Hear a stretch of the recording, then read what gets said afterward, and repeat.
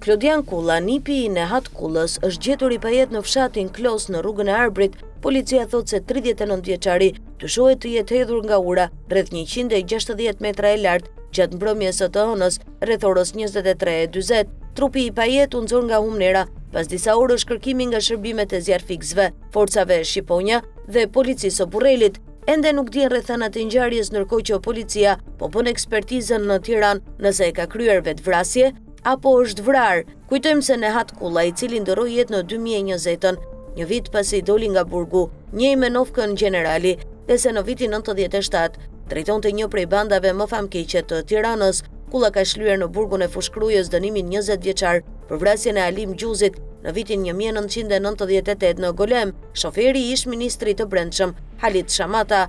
Banda e Nehat Kullës u krijuar gjatë razirave të vitit 97 në Shqipëri.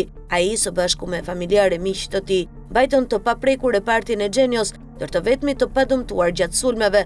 Kulla së bashku me të ashtu quajturit ushtar të tij e mbajtën repartin në kontroll për disa kohë, duke I vënë vetes edhe Novkën Gjenerali, emër të cilin ja pagzuan të gjithë banorët e zonës, për cilët ai ishte njeriu më me influencë.